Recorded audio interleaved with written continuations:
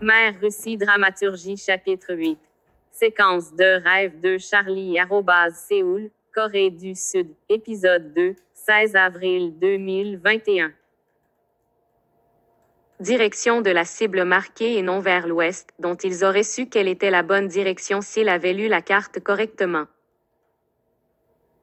Nous avons marché, non pas tactiquement mais avec laxisme, sans observer aucune règle, réglementation ou restriction militaire.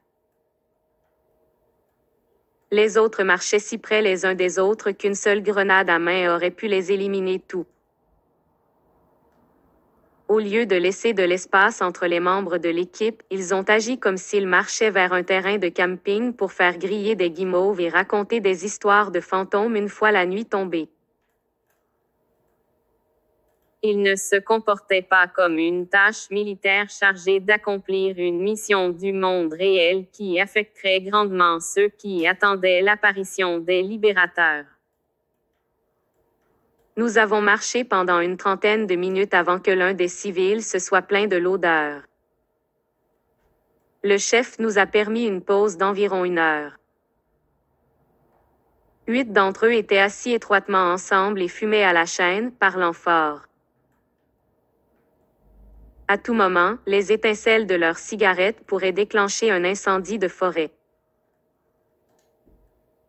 Personne ne semblait se soucier beaucoup de quoi que ce soit, en particulier en termes de couverture et de dissimulation, de mouvement des troupes, de discrétion ou de survie. Périodiquement, quelques-uns de mes coéquipiers me regardaient, disaient quelque chose dans les langues qu'ils parlaient et revenaient à ce qu'ils faisaient. Ni le chef ni ses assistants ne m'avaient demandé ni à Mère Russie un conseil militaire. Ou s'ils l'avaient fait, je n'y prêtais pas attention et Mère Russie était trop ivre pour comprendre. Les 8 d'entre eux se sont assis et ont bavardé en plein air, sans protection. Ils ont continué à fumer, la traînée de fumée indiquant à tous les adversaires notre emplacement exact. En règle générale, les soldats devaient travailler dur pour localiser leurs adversaires, mais ce n'était pas le cas chez nous. Nous informions librement n'importe quel adversaire de l'endroit où nous nous trouvions. Mère Russie s'excusa du groupe, marcha 50 mètres vers l'ouest et pissa. Il pencha la tête vers le groupe et dit quelque chose en russe. Puis il s'est effondré. Au début, nous avons pensé qu'il était juste un drôle. Il plaisantait souvent. Ses jambes tremblaient légèrement. Plusieurs de ses copains l'ont vu mais s'en fichaient. 5 minutes passèrent, puis 10, puis 30.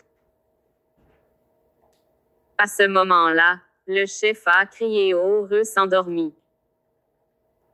Mère Russie avait cessé de trembler. Il gisait sans vie. Puis l'idée qu'il pourrait être mort est venue à l'esprit de tout le monde. Nous sommes allés là-bas lentement, le chef, ses assistants et la moitié du groupe.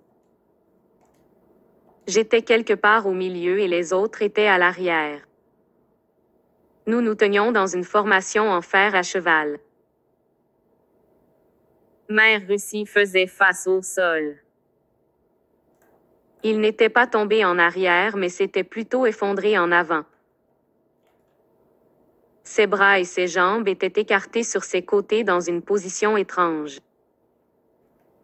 Il ne respirait pas. Une mousse blanchâtre effrayante coulait de sa bouche. Nous nous sommes tenus en silence et avons regardé. D'autres ont continué à fumer en chaîne. Le chef a poussé l'épaule gauche de Mère Russie à l'aide d'un bâton qu'elle avait trouvé à proximité. Pas de réponse. Le chef a ordonné à ses assistants de renvoyer Mère Russie. Ils ont refusé. Le chef s'est tourné vers les autres. Un par un, ils ont tout refusé. Le chef m'a dit quelque chose. Elle voulait que je l'aide à retourner Mère Russie. J'ai ramassé plusieurs branches du sol à proximité. Le chef et moi en avons glissé plusieurs sous la section médiane de Mère Russie pour le soulever et le retourner. Plusieurs autres, y compris les assistants, ont crié d'horreur en voyant les yeux incolores et le nez ensanglanté de Mère Russie.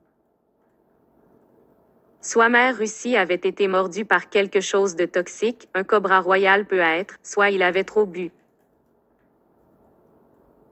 Ou peut être que le taux d'alcool dans sa circulation sanguine était si élevé que, mélangé à l'air toxique, il l'avait fait mourir rapidement.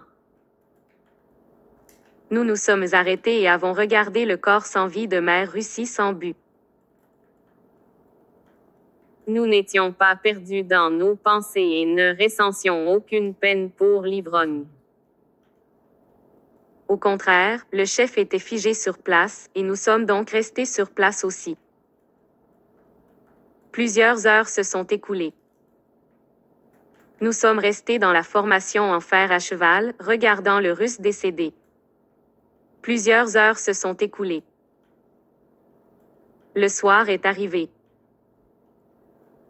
L'obscurité commença à tomber et un vent froid passa.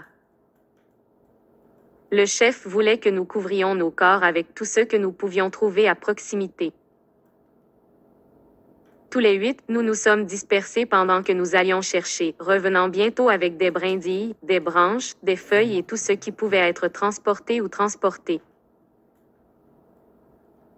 Nous avons tout placé sur la défunte Mère Russie avec tous ses effets personnels à l'exception de ses armes à feu et de ses munitions.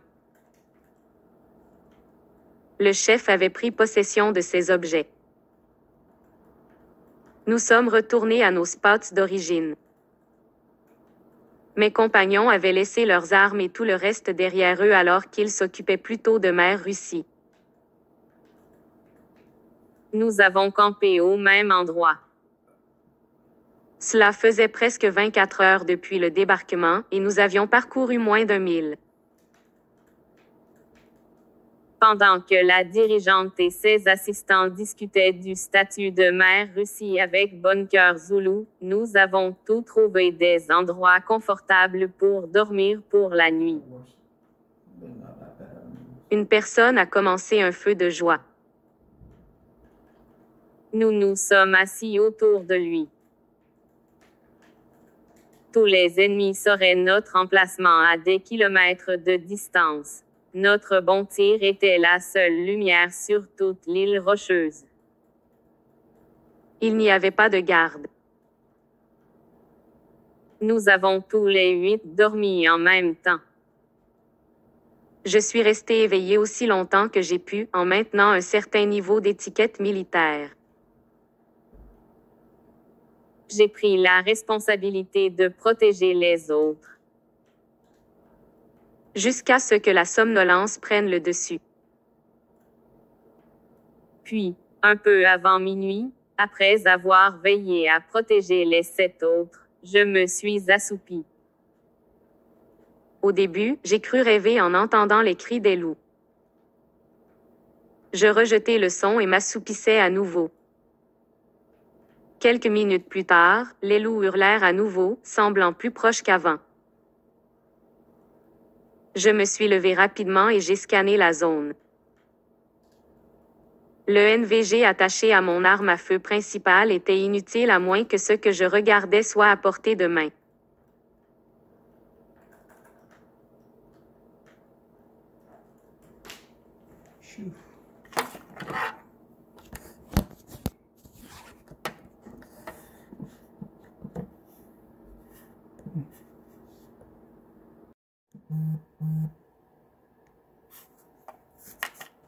Mère Russie Dramaturgie chapitre 8. Séquence de rêve de Charlie @Séoul, Corée du Sud, épisode 2, 16 avril 2021. Direction de la